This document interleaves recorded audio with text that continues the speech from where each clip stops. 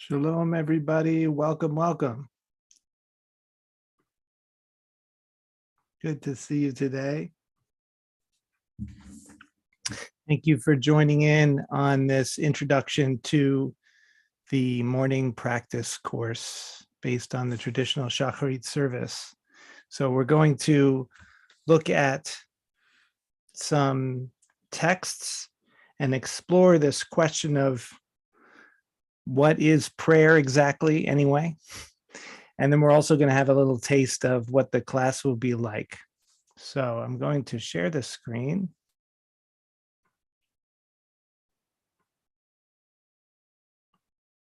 Here we go.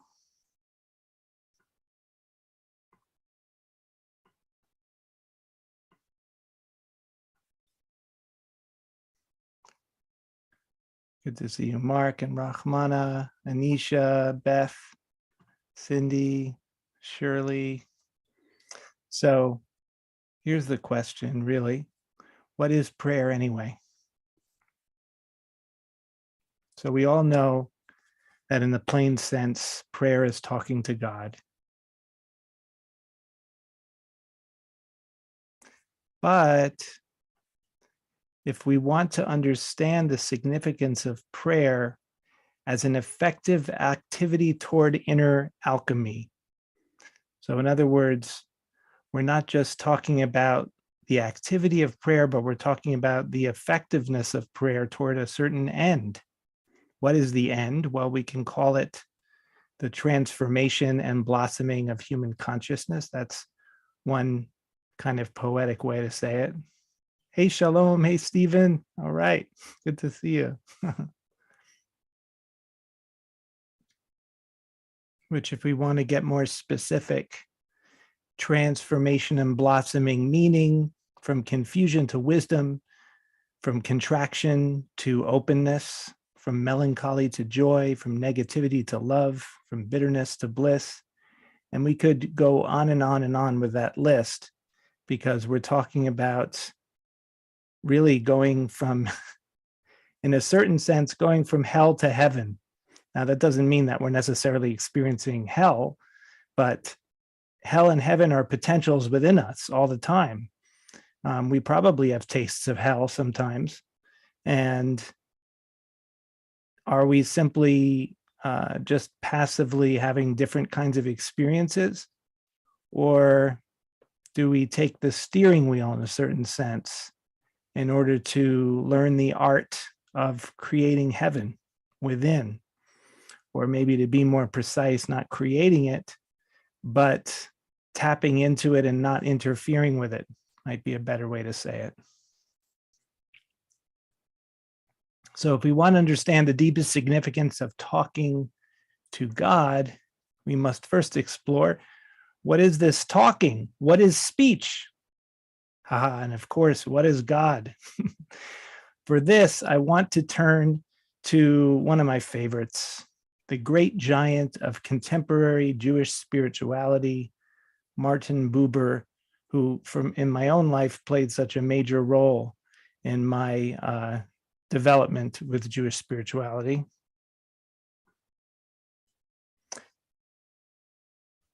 So for Buber, speech is something special. It's not merely the communication of thoughts. The external content of speech is communication of thoughts. But what he brings out is that all speech emanates from what he calls primary words. What does that mean?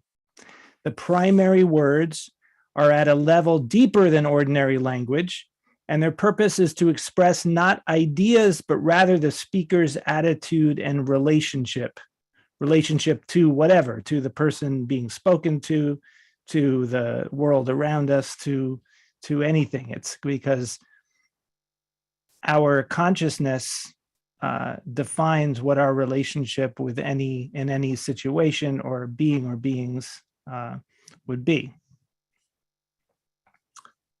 Okay, so what are the primary words?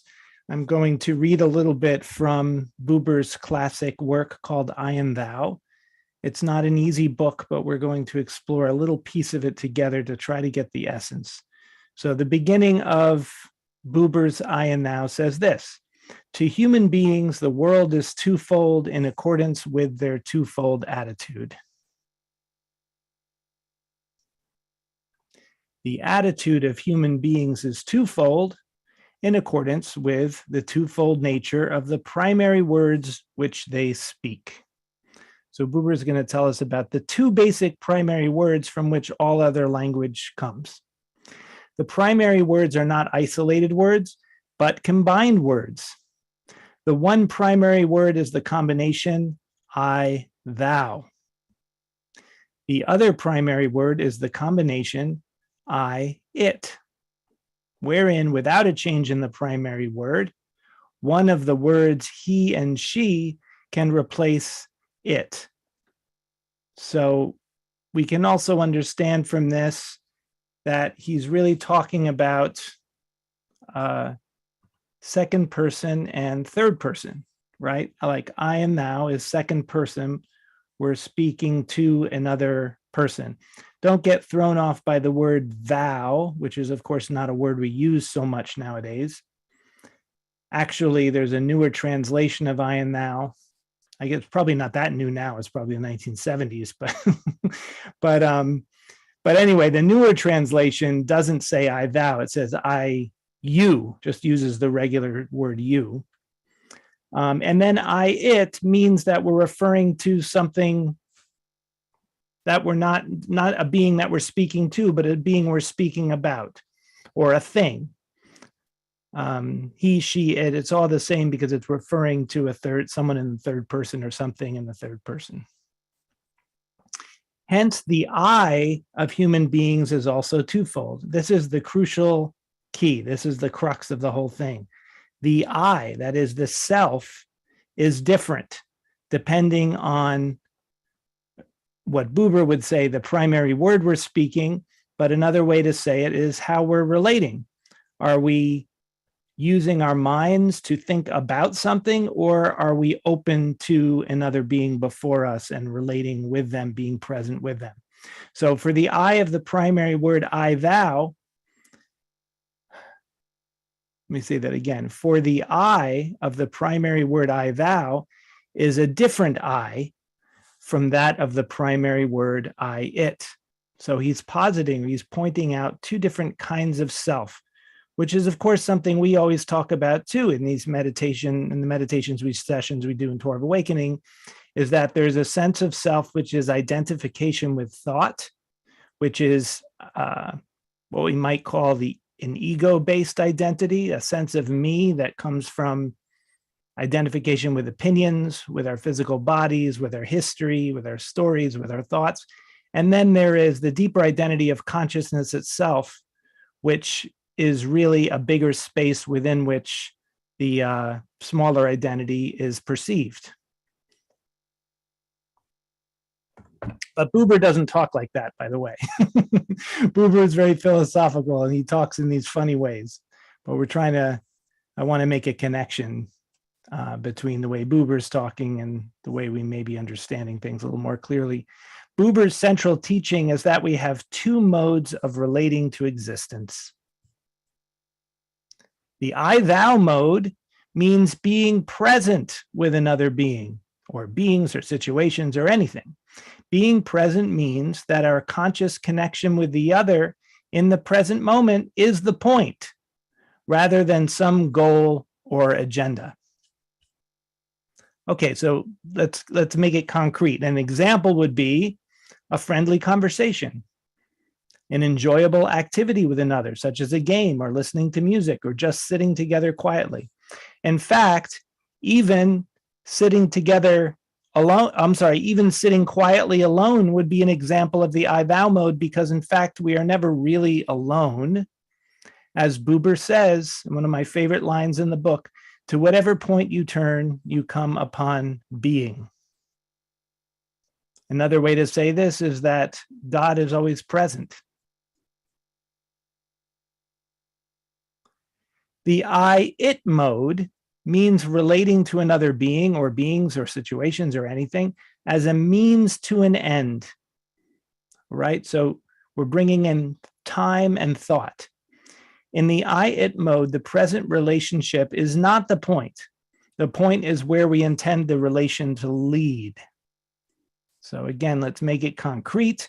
An example would be talking to a person on the phone for tech support. The point is getting your computer or whatever fixed, not the relationship with the person on the phone, right? I think some people can relate. Buber goes on to explain that life is a constant intermingling of the two primary words. I, thou, and I, it are not good and bad. Both are, of course, necessary. What is bad, however, is when the I, thou becomes completely eclipsed by the I, it. The overwhelming of I, thou by I, it is the root of what we call evil. To extend that into our example, we might imagine a person getting very frustrated and yelling at the tech support person. The poor person on the other end is just trying to do their job, but they can't, they don't have control over something that we want. And so we're just so fixated on our agenda that we forget all about the I, thou mode, that is being present with the other person. So even when we're in a primarily I, it mode, the I, thou is still there. We can still bring it in. And for Buber, that's really Buber's way of saying what spirituality is all about. Therefore, the fundamental teaching and practice for Buber is the same as ours, meaning ours in the Torah of Awakening community, which is cultivation of presence. The spiritual significance of speech, in Buber's understanding, is not the particular ideas communicated, but in the primary words from which the speech emanates. So speech can express both the I, thou mode and the I, it mode. When we use speech to intentionally bring forth the I, thou mode, then speech becomes an expression of presence. So to summarize that, to make it more clear, what I'm saying is we can speak in a certain way to cultivate presence. That's a simple way of saying it. So far, this all has to do with speech and an expression of relationship in general, but what about God? So a little later on in Buber's book, he says this: in every sphere in its own way, from each process of becoming that is present to us, I just got to stop there because that's a confusing thing to say. From each process of becoming that is present to us, he just basically means anything that happens. We look out toward the fringe of the eternal thou. In each, we are aware of a breath from the eternal thou. In each thou, we address the eternal thou. So Buber's language is difficult, but he's trying to express the basic truth that all beings are a part of being in general. When we are present with any particular being or beings or situations or anything, then we are present with being itself. Every person that becomes our thou is a window to the eternal thou, to put it in Buber's language. Another way of putting it, to honor another person is to honor God. Traditional exoteric religion may explain this by saying that people are God's creations, or more specifically, that people are created in B'Tselem Elohim, in the image of God. But in a deeper sense, and even more simply, everything is an expression of being, an expression of the one reality as expressed by the divine name, the Yud and He and Vav and He, which simply means being. So these four letters, which make the traditional most sacred divine name that's not pronounced as written, Yud and He and Vav and He, comes from the root He Yud He, which is the verb to be. Hence, a more literal translation of the divine name would be existence or being or reality. Even though if you look in most English translations, it says the Lord. The name doesn't mean the Lord at all, but it is a Jewish tradition to say the Lord when we see that name. And the hint there is that we are relating to the oneness of all being as that which is in charge, as the Lord. In Buber's language, everyone and everything is potentially a window to the eternal thou. So that's a synonym for God. If you didn't get that, that's Buber's way of saying God. One of them anyway. And the implication is the I that meets the thou is also a window to the eternal I. Okay, so in presence, God meets God. The consciousness that we are meets other forms of being.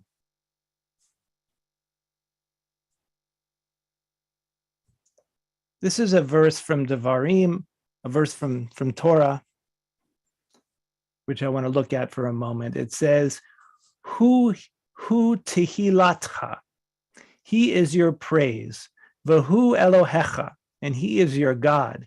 Asher asa itcha et hagadolot ve'et hanoraot ha'ele asher ra'u einecha, who did for you these great and awesome deeds that your own eyes saw. Now, in the context in the Torah, this is Moses speaking to the Israelites, the children of Israel, about going free from Egypt. But there was a Hasidic master named Rabbi Pinchas of Koretz, and he did a little teaching on this verse. He said, Hu tehilatcha v'hu Elohecha, that which is your praise is also your God, meaning the prayer a person says is itself God.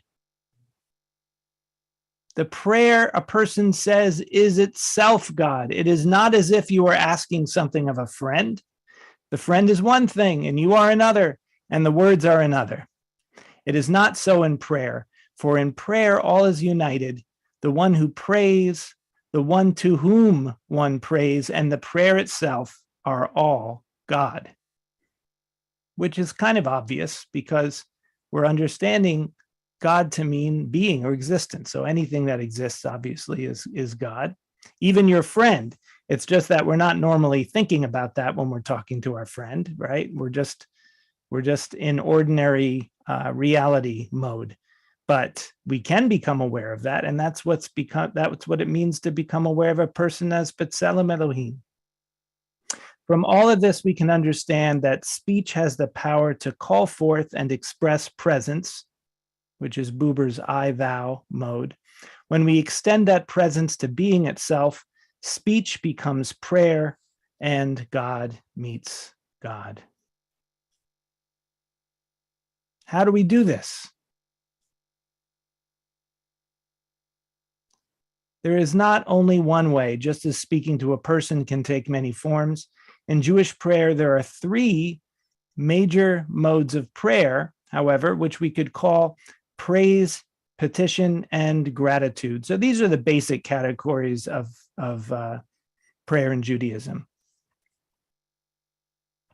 Praise is an expression of awe. So it's bringing oneself into sensitivity to the miracle of the moment. Just to be right now, to be alive, to hear these words is a great miracle, but we're very used to it. So we have to make a certain effort to bring ourselves into a state of awe. And that's what the purpose of those kinds of prayers are. If you're familiar with the Amidah, the Shemona Esrei, which is the central prayer in Judaism, the first three blessings, the first three brachot, are really expressions of praise. Petition means asking God to bring something about. On the surface, this may seem like a primitive attempt to control our experience, right? As far as we know, ancient peoples believed that everything was controlled by spiritual forces and tried to appease those forces through magic or through offering sacrifices. That's what human beings have done for a long time. And in Judaism, in early Judaism, we also had animal sacrifices and so on. But very quickly in our tradition, even though it's in our Torah, so much is in the Torah about animal sacrifices, but the rabbis were quick, and then Kabbalah even more so, to see those sacrifices as pointing to something deeper, as pointing to an inner transformation. So keeping in mind the deeper meaning of prayer as presence, the function of petitioning is actually something different. It's to admit and surrender our desires. Okay? Just saying, please God, make such and such happen. It's not really a prayer. It's an expression of desire, but it's not really prayerful. Okay, so asking God for some fulfillment in a prayerful way is an admission of desire. In other words, it's coming into connection with our vulnerability, with our needs.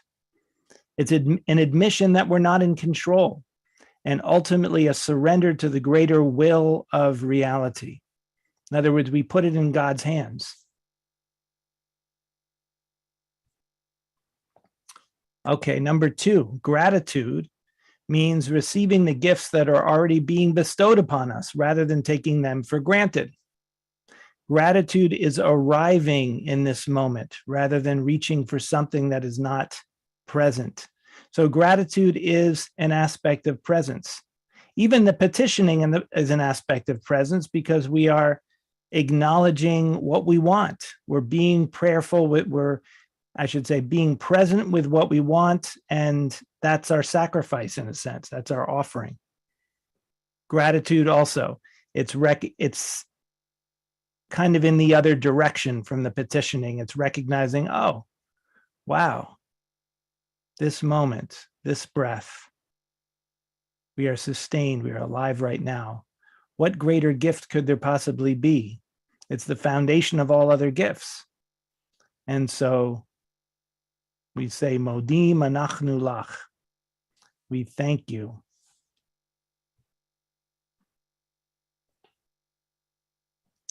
The vastness and complexity of Jewish prayer can be understood in terms of these basic categories.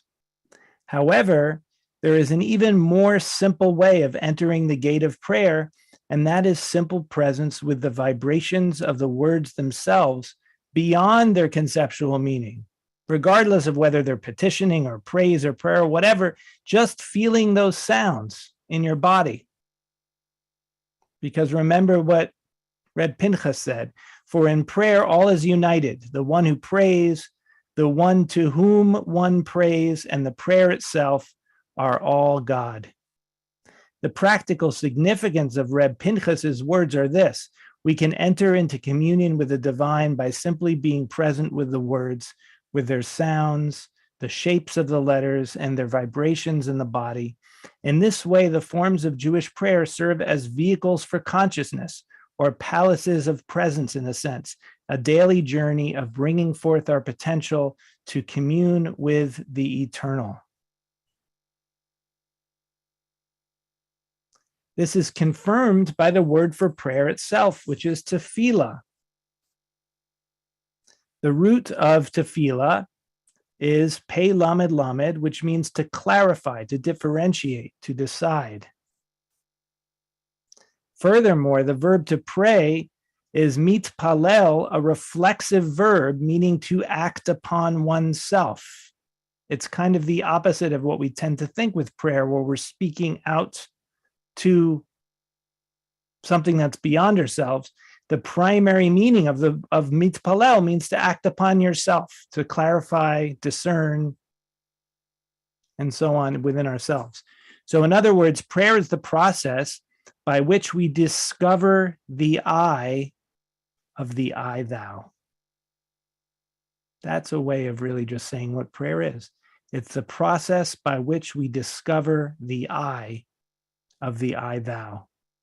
The I of presence, the I which is not separate from the eternal I, from God's I. Thus, prayer is a practice for being our deepest self, our true identity. Let's give it a little try. Okay, so we're going to do a little piece of prayer right now. This is from the Ashrei. The Ashrei is the most important of the Psalms in all Jewish prayer because its verses begin with each of the 22 Hebrew letters.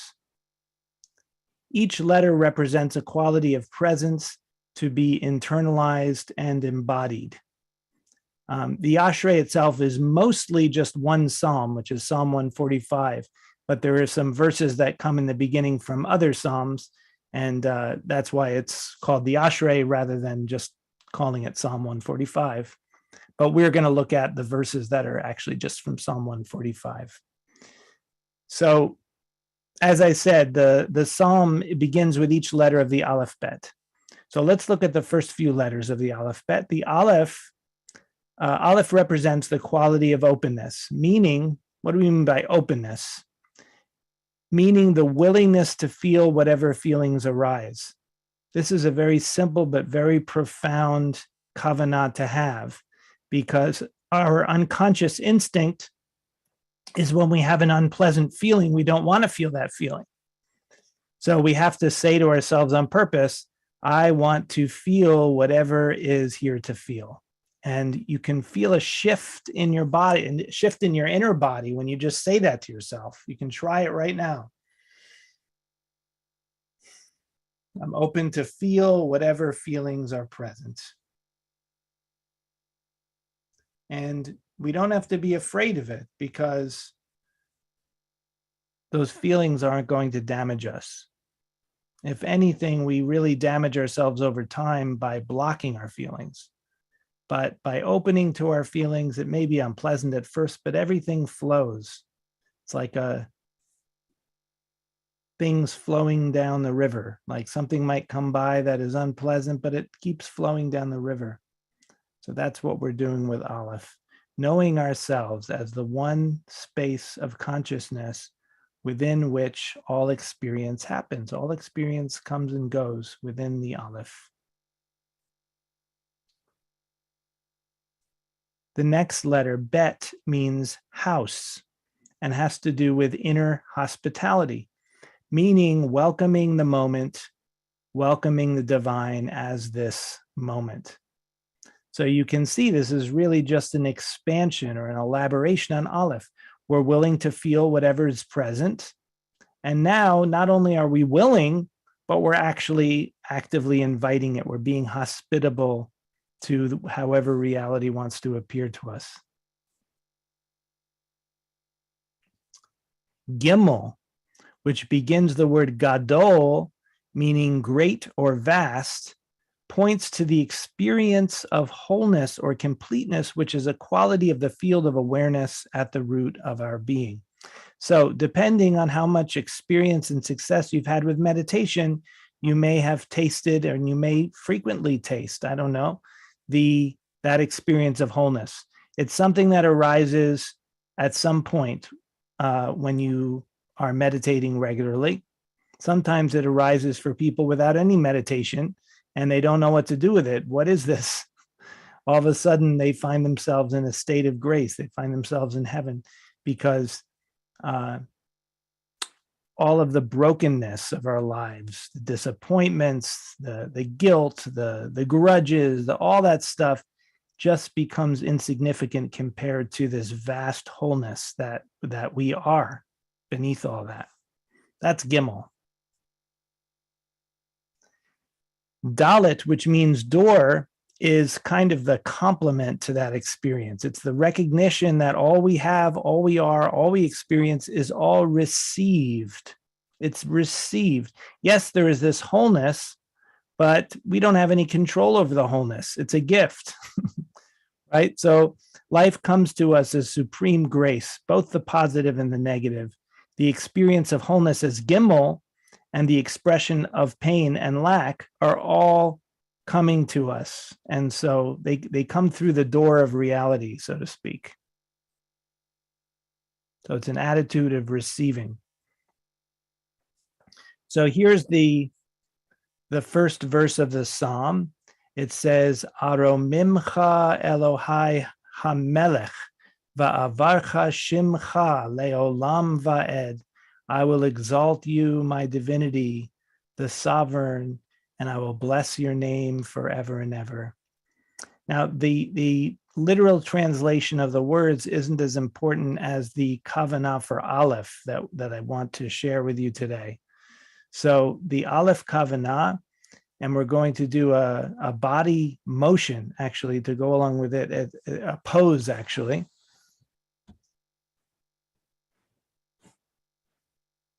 If you need to get yourself into a comfortable position for this, conducive to prayer, conducive to meditation, we're taking on the attitude of opening ourselves to feel whatever's present.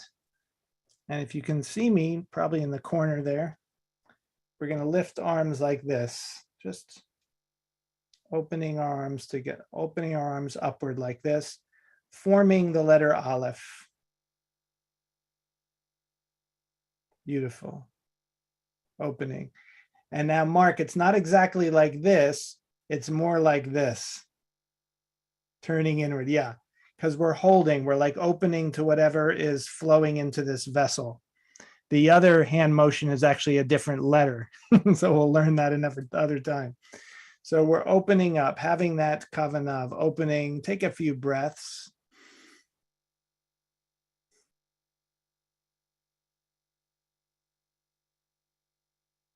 And let's say it as an affirmation. We'll say, I am opening, I am open, I am openness. Let's chant it together. I'm going to play the instrument, but just holding as best you can the pose. I am opening, I am open, I am openness.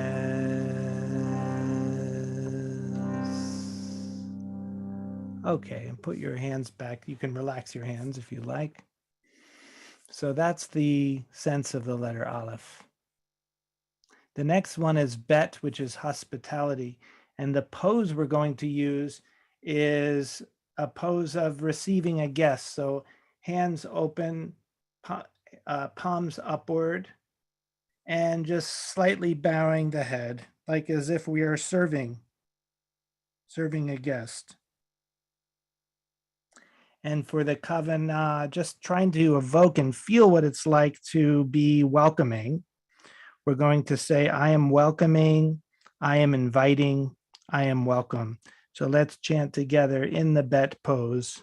I am welcoming, I am inviting, I am welcome.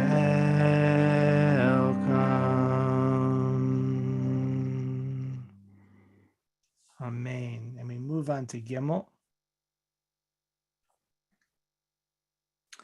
For the Gimel pose, we're going to bring palms open like this. The idea is the experience of wholeness, of overflowing, really, of bounty, of abundance, and of sharing, therefore, bestowing. So the affirmations we'll say are, I am overflowing, I am whole, I am abundance. Let's chant it together in the Gimel pose. I am overflowing, I am whole, I am abundance.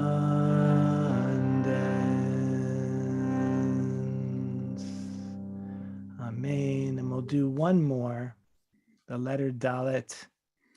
The letter Dalet, as you can see, it looks like a person that's bowing, bent over. So bringing your hands to your heart and just assuming a bit of a bowing pose. The kavanah is receiving, knowing that everything we have and everything we are is received in this moment. We'll chant, I am receiving, I am receptive, I am receptivity. Let's try. I am receiving, I am receptive, I am receptivity.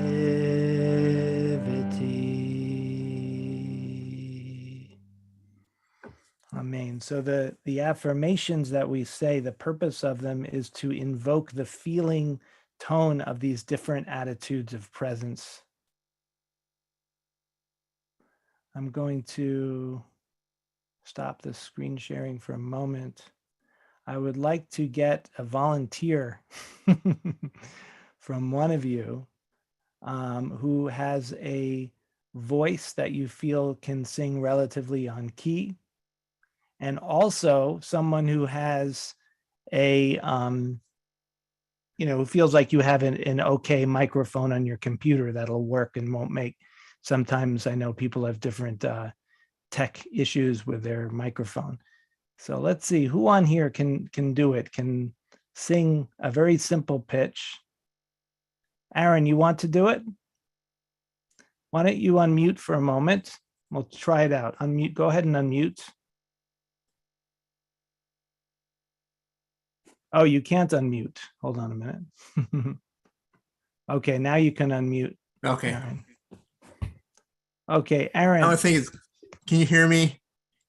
Yeah, the quality is fine. Quality is fine. Some days, okay, it's fine. Okay. So let's do a little experiment to see if we can do it. Okay. Let's just use the word. Let's just use ah.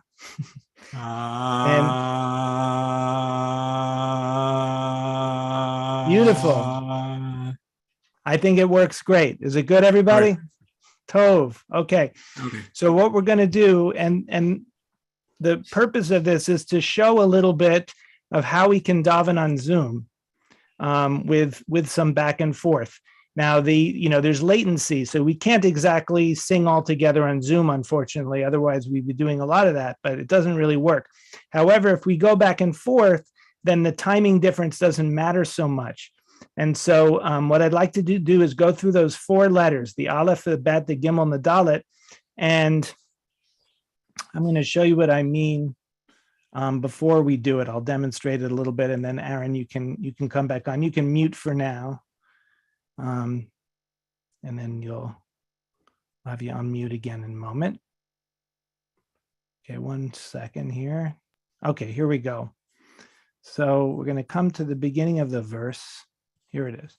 So you'll see that the first word in the verse is aromimcha. And what Aaron will do, God willing, is simply sing aromimcha, not too fast like this. Aromimcha,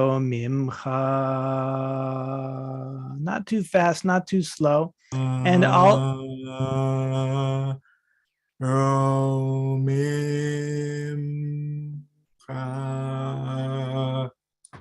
beautiful. Yeah, that's right.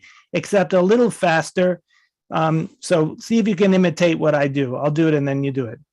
Aromimcha.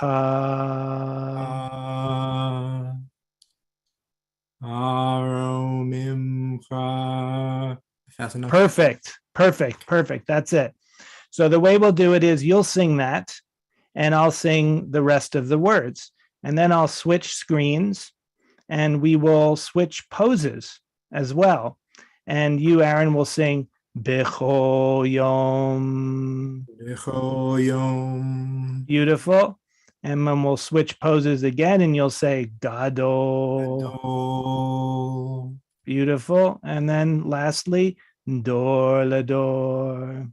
Dor Lador. You got it. Right on, Aaron. Can't believe Aaron's been in part of Torah Awakening since I started. I think the very first week I started it in 2016. Somehow you found it. I don't know how you found it because we didn't know each other. I don't remember. You're in Chicago. I don't know. Okay. I'm in Ohio. So, Ohio. I'm sorry. Excuse me. I get mixed up with this. Columbus, Ohio. Yeah. So what we'll do is let me go over with you one more time the poses. So this is Aleph, and this is Bet,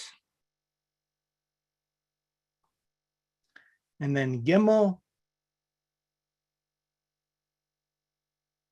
and Dalet. And one last time, and I'll say the meanings of them. Aleph, open to feel whatever is there to feel, being openness. Bet, welcoming the moment as it is, welcoming Hashem as this moment. Gimel, being full, complete, overflowing, generous. And Dalet, receiving all that we are, all that we have, receiving this moment. Great. So you can see there's an oscillation between kind of a positive and negative charge, if you will, with the different letters.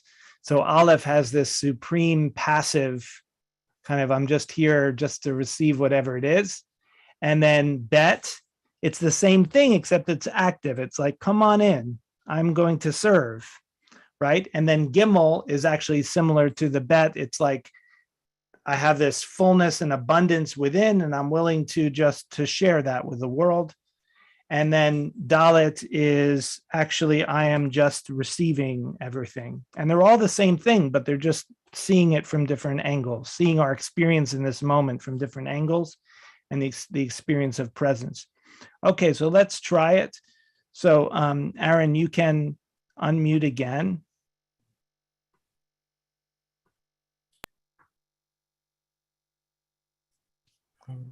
And just practicing. yeah.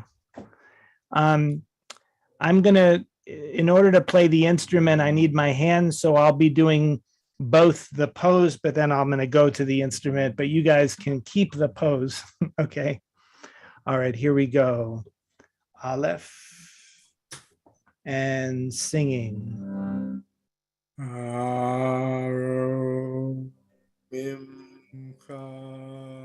Elohai Amelech Vabarcha Shimcha Leolam Va'ed.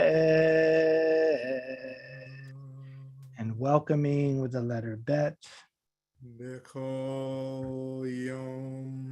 Avarchecha Valela Shimcha Leolam Va'ed. And Gimel wholeness.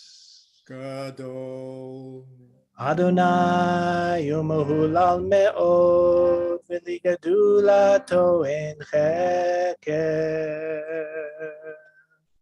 And receiving Dalet. Dor Lador Yishabach Ma'asecha Ugevurotecha Yagidu. And coming to seated position, just taking a few moments in silence after that, letting those kava notes sink in a little bit, just being quiet with them.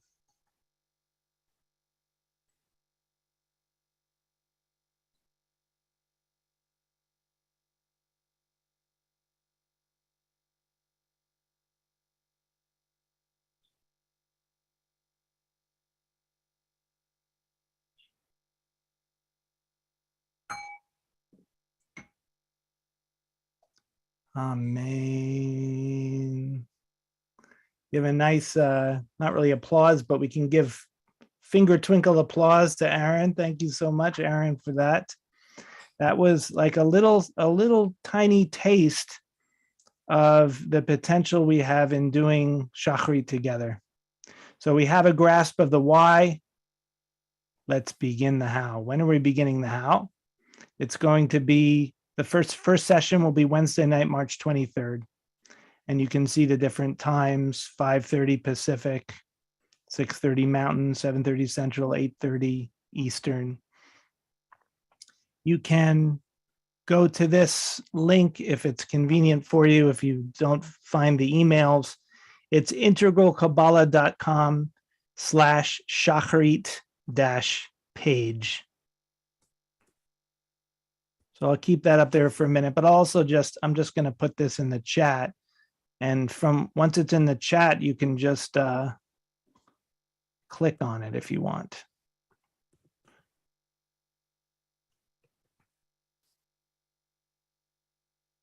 There we go. So it's in the chat now also. What I'd like to do for the remaining time, we have about 15 minutes for this hour session, and I want to open it up to folks. What you can do is just raise your hand. If you remember how to do that, you go along the bottom with the reactions, click on the reactions icon, and you can raise your hand, and then I can call on you, and I'm happy to answer any questions or concerns that anybody has. So go ahead. You must have some questions. Go ahead and just click on the raising hand icon on the reactions on the bottom of the screen.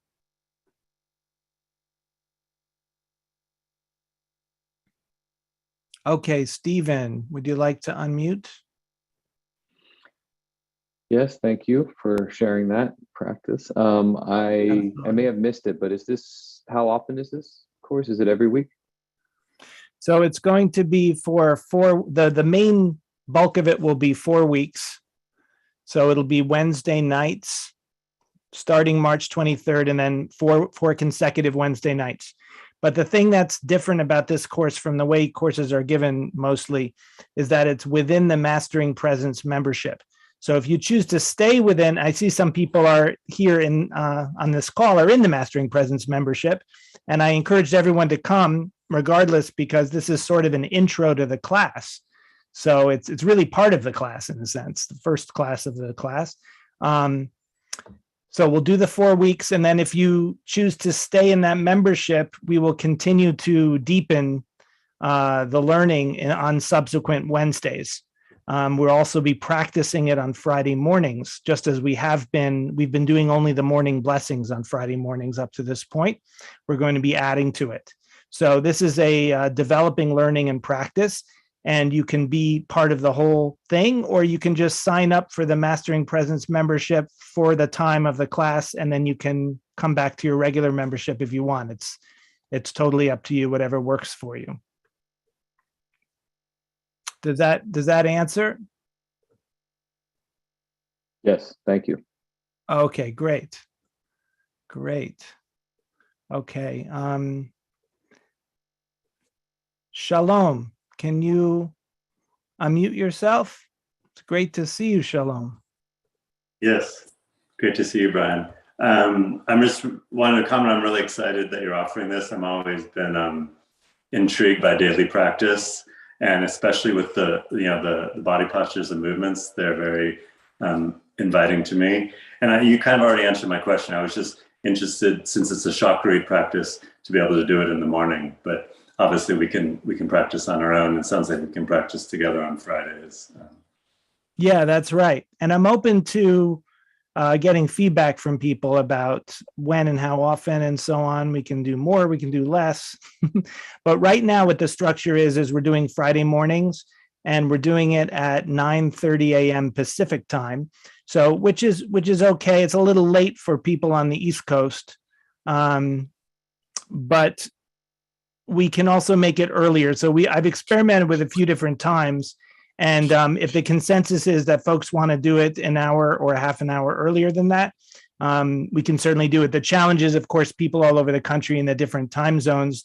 We want to keep it relatively in the morning, but it's worth it to do it anyway, at least once a week together. And then, of course, people can do it on their own. The cool thing about it also is that we'll be doing this in a particular way that's conducive to what we're going for with Torah of Awakening. But once you learn these things, you can kind of bring it into other settings. So if you attend a service somewhere else, you'll be familiar with all these prayers in a different way and be able to bring that kavanah into it, even though you won't necessarily feel the same vibe around you in the group. And Rabbi, we'll have to... Oh, wait, let's just finish with Shalom.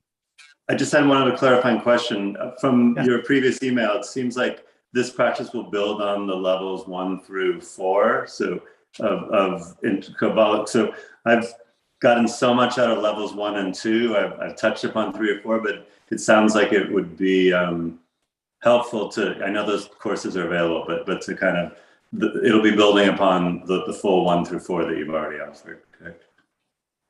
Yes, and just to clarify that a little bit, I know that some people have not done any of the 1 through 4, and that's totally fine because we'll be doing it in such a way that you can do it at your level. So if you've gone through all those courses, then you're going to know more visualizations, body movements, different kinds of things that you can incorporate into what we're doing that will fit into it, things you've already learned. And if you don't know it yet, it's fine. You can just take those courses as you go along. Those courses are available to you in the Mastering Presence membership. So you'll have a, when you log in, you'll see the different courses are there. It's a lot of material, but you can take it step by step at the pace that's right for you.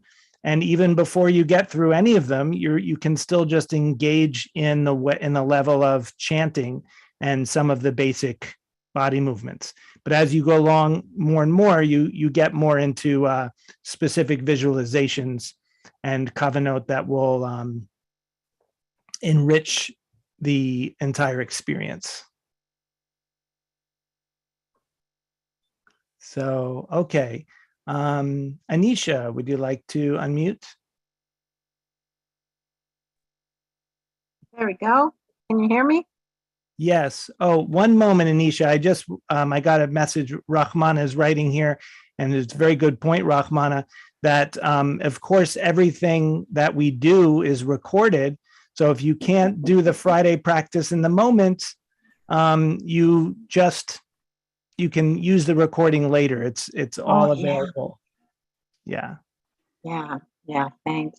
And actually, I'm glad she mentioned that because my question, comment, whatever is kind of related to that. When I start things new, I've been lucky in my life that when I start something new, it's like there, present, really strong. And but then afterwards, things kind of close down and it's a struggle and work. And so I'm kind of understanding that we're really working on more of a sustainable presence. And that I shouldn't worry about it when it shuts down. It's okay. Is that correct?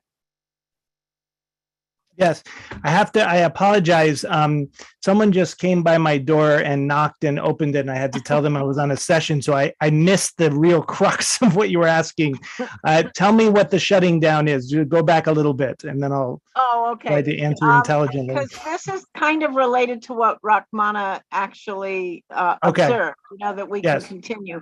And so I was just saying that when I learn something new, I'm really lucky because I'm really open and it clicks and I get it and it flows and it's just this really nice experience. However, after that, it kind of shuts down and it's a struggle. Oh, I see. And I've got to really work hard because like the whole thing, I really loved Martin Buber.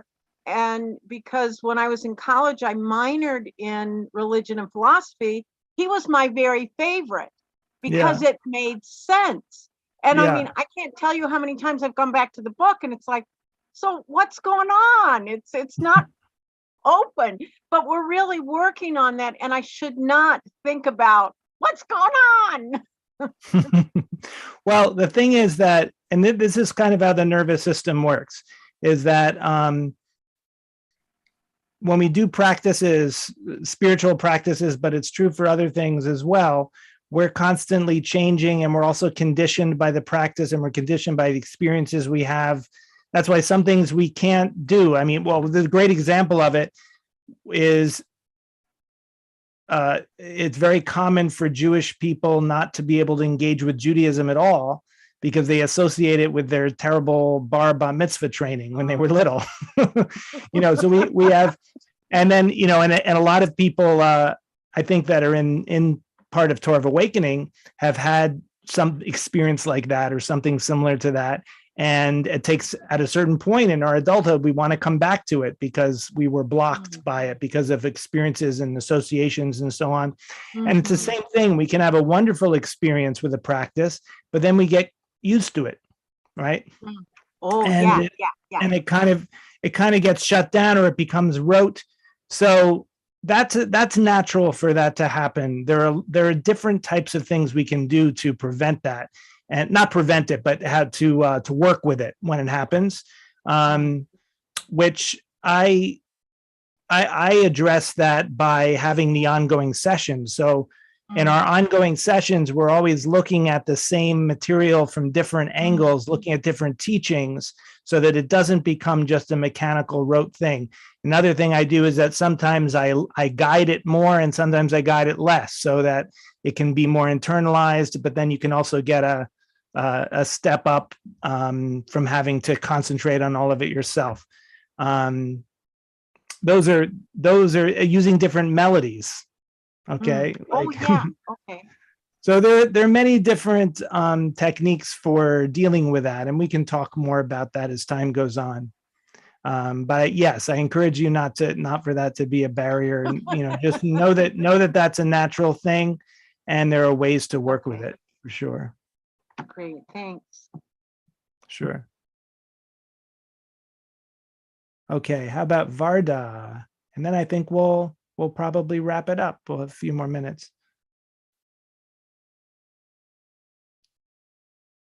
Oh, you have to unmute, Varda.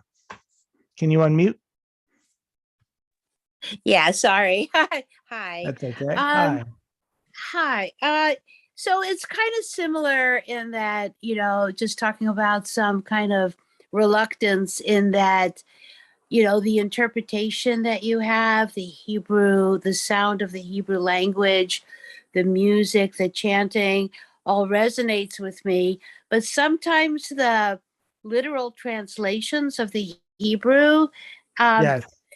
turns me off because the words are hierarchical, antiquated, mighty acts of proclaiming mighty acts of greatness doesn't resonate the way that the words presence. And so I have to transcribe it, interpret it in my head, which is a bit of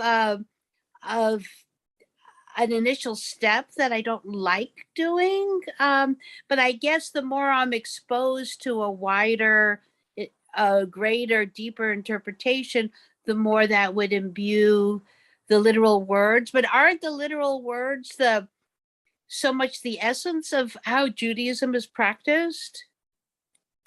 Such a great question. So first of all, what you're talking about is the main challenge of anything that is a tradition, as opposed to the example of a spiritual teacher who comes with a system and gives you something that's totally fresh and unencumbered by any past associations and we might say misuses. I mean, there's so much in religion that's associated with horrific stuff, let alone the particular language of the Tehillim or something like that. It's so much worse than that even. But the thing is that this is the challenge of a tradition, and Buber spoke to this. Buber said something about it, which I thought was so wonderful.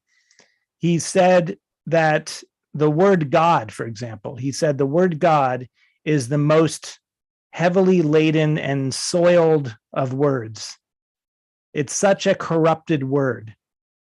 And because of that, that's exactly why I cannot abandon it. It was a wonderful thing to say. He says it's so soiled, it's so corrupted. And he was aware, of course, as a intellectual, a philosopher, and so on, he was aware of how some philosophers and some spiritual teachers would say, I'm going to dispense with those words that have been used in so many different ways, in many ways I don't agree with, and I'm going to come up with a new word, which is also a fine thing to do. But his approach was, and I feel this resonates with me too, is that when we connect to the tradition with the highest level of consciousness that we can bring to it, then we do what the integral philosophers call transcending and including. We're going beyond some of the ways that people saw it in the past, but we're also including it. We're up-leveling the way the words are used, and not to be arrogant about it, not to say that others have not also used it in beautiful ways, but it's just that we're participating in that process. And it is difficult sometimes because of the associations, as you talked about, and the way the words sound. To me, they sound more like that in English than in Hebrew, which is why I have the English there so that you have just for the intellectual knowing of what they mean if you don't speak Hebrew. But I'm always torn about it, because what we're focusing on is the kavanah and the sounds of the words and the melody of the words. We're not focusing on the literal translation of the words, and especially not translation, because the English translations all seem to have a feeling to them of, I don't know, like Christian fundamentalism, kind of comes to mind sometimes when you hear the way preachers, if you just whatever you hear in the media and you get a taste of these Bible thumping people that are trying to tell you what to do or whatever it is, whatever the religious association is with it. The sounds of the Hebrew and the original connotations of how the language felt thousands of years ago is really something completely different. And my feeling about why is that valid? Why is it valid to do that? It's because there is a spiritual reality. We're not making it up. It's something that's real. But as we develop as human beings and go forward in history, it makes sense to us to describe that spiritual reality in different ways. The reality itself is ineffable. It's something about who we are. It's something about something that's inherent in our own consciousness. And in order to make it tangible and to speak about it, we use metaphors and images and all kinds of things with the language. And this actually speaks to what Anisha was talking about, which is that you were speaking about it in a more personal way, but the language of something may ignite the soul one moment, and then another moment it feels like, like repeating a slogan or something like that. So this is absolutely true. And once again, the key is to work with it and to, at the root of it, to really be present with the words, because one of the things which you will discover if you haven't already is that presence is not boring. Presence is not boring. I say that because my daughter recently said to me, she said, I think meditation seems so boring. You're just going to sit there. It's like the most boring thing. So I was trying to explain without, she's not going to sit there and meditate for 20 minutes, but I was trying to give her a taste of why it's not boring. And I was looking into myself, because why is it not boring for me? It's because when you start to become present, the boring mechanism is transcended in some sense, because the only reason why things are boring is because we wish they were different. We want to get over with it already. It's tedious, right? But when you become present, then everything becomes rich. And even as we just sit, you may have experienced that you sink deeper and deeper into yourself. And that's a journey, actually. It's your body is still and we're breathing and the mind is still, but there's actually a journey of sinking deeper and deeper into this peaceful spaciousness, and it moves as you sit. It doesn't just stay in one frozen place. So it's the same thing with using these words, becoming present with the words and vibrating with the words. These are all ways of helping to not get caught in the old meaning associations. Thank you. Yeah, thank you for asking that. I really want to thank everybody for coming today. I'm very excited about this course, and even more excited about the possibilities of practice with the group that will come from it, because it is for those who want to go deeper with the traditional aspect of the practice. It's just a wonderful thing to be able to do with other people. So I'm grateful to everyone for your interest. You can see there in the chat, just so it's convenient, that's the easy way. If you're not already in the Mastering Presence membership, you can register that way. And like I said before, you can just do it for 1 month and then go back if you want, or you can leave it open and say, well, maybe I'll want to experience it for longer. It's really up to you, however it works for you. So you're welcome to unmute and wish each other Yom Tov. Shalom Aleichem. Have a blessed day, everybody. Rabbi Brian, can I say a few words? Oh, sure, Rahmana. Go ahead. Oh, thanks. Two things. One is that I think that for me, the level of walking your talk and talking the result of your practice, Rabbi Brian, it up levels what we're doing from informative methods to become more present to actually activating within us those capacities. And that isn't to say that, subpersonalities, belief systems, unhealed stuff doesn't come up. It certainly does, but there's a process for me of having been, riding in your wake, I think for, 4 years plus.